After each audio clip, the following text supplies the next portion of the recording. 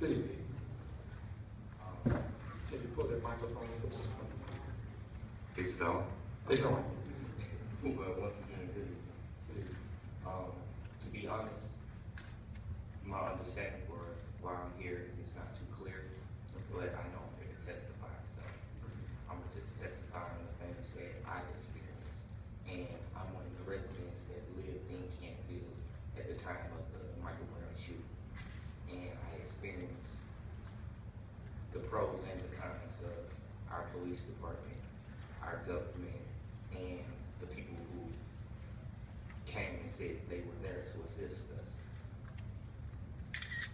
The things that I've experienced in my community and the things that I've witnessed on the pro side, it brought us together, me and my community.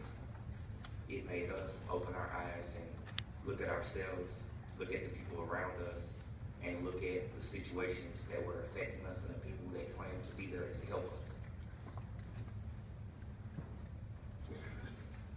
I can't really speak on the pros of the people that are supposed to assist us.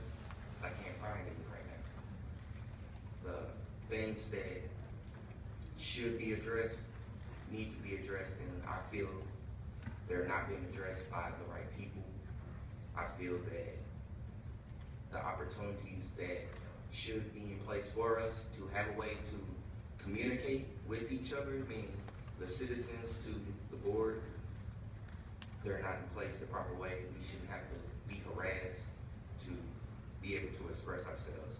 I shouldn't feel this uncomfortable in front of people who are supposed to help me.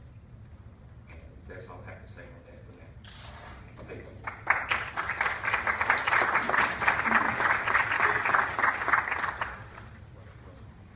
I neglected to say, will you please come up and identify yourself by name, and we'd like to know where you're from, from the city or not. On the con side, it looks like it's Cheyenne? I said it right? Cheyenne, pardon. And be sure that you speak directly into the microphone.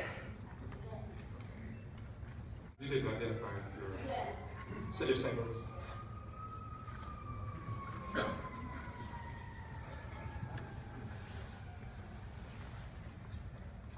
Next, I believe it's Ebony Williams.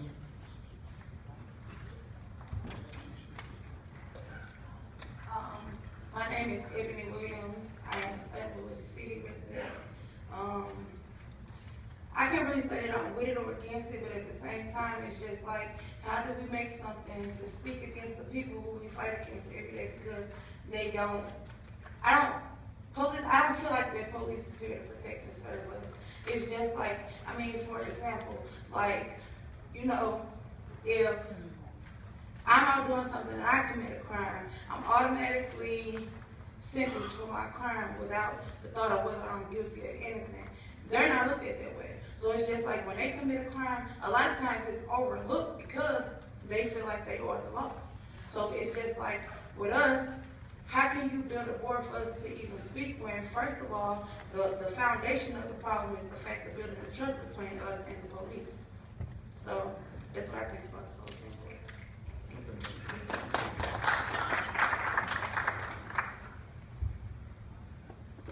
thing. Some of us have signed on both sides.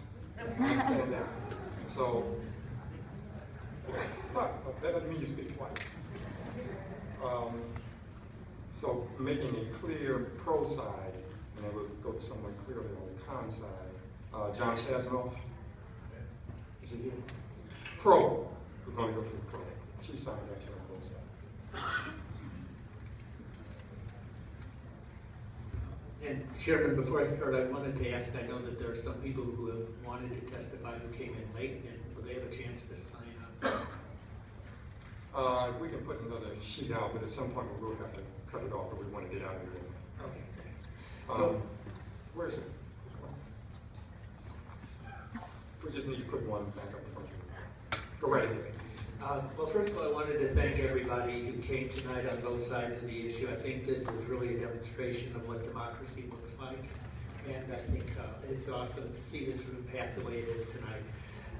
I wanted to speak first of all to the folks who came here to speak against the bill. that I don't think a lot of the fears will materialize. What happens statistically with civilian oversight boards is that they usually don't sustain more complaints than internal affairs does, usually about the same percentage.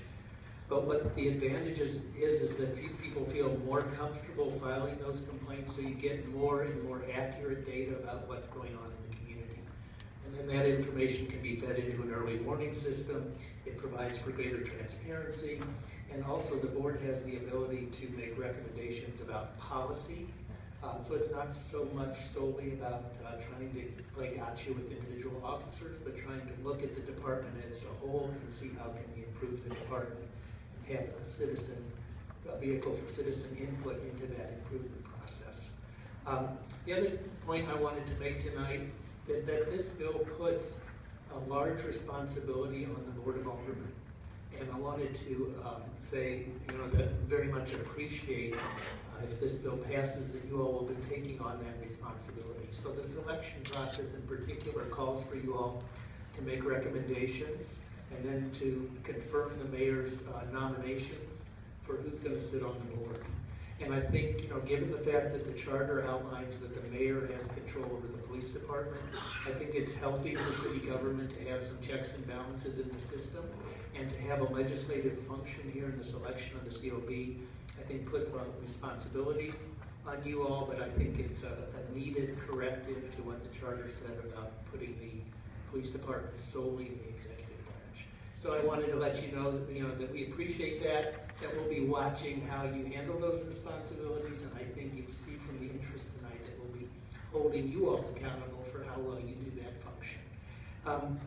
The other thing I wanted to speak about is that I think the Board of Aldermen and this committee in particular is going to be playing an increasing role in oversight of the police as well. So besides the Citizen Oversight Board as a body providing oversight, that's something that you all in this committee will be doing as well. So as you look forward to fulfilling those responsibilities, I just wanted to suggest, I think it would be great if you all set up a regular schedule of meetings with the chief of police, so we can come here and report on the department the way we used to do with the Board of Police Commissioners.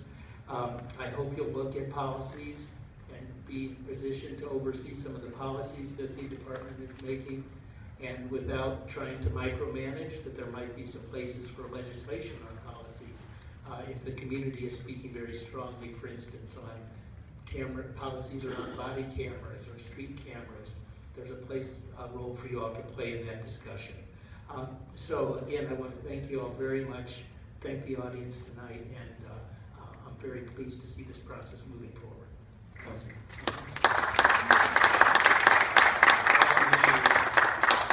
on the con side, we have Larry, looks like it. Is it? I had it correct, Abernathy. Please identify yourself and where you're from. Larry Abernathy. Actually, I thought I was signing up an attendance sheet, so I wasn't really prepared for comments, but I do have some. I have read through the bill, and I just got a couple of comments for you. I see that to qualify on the COB, there are certain requirements that need to be met. But what I found interesting and missing is that there's no level of education required. I think that's a problem. I also noted on section 4, paragraph 12, that the COB shall use information from statistics compiled by government and private entities, and shall use it to help it determine if the police department or its employees appear to be engaged in racial profiling. Appear. I think that's a little loose. And then finally, born and raised in St. Louis, taught by my family that you are responsible for your own actions. You do good, you'll be rewarded. You do bad,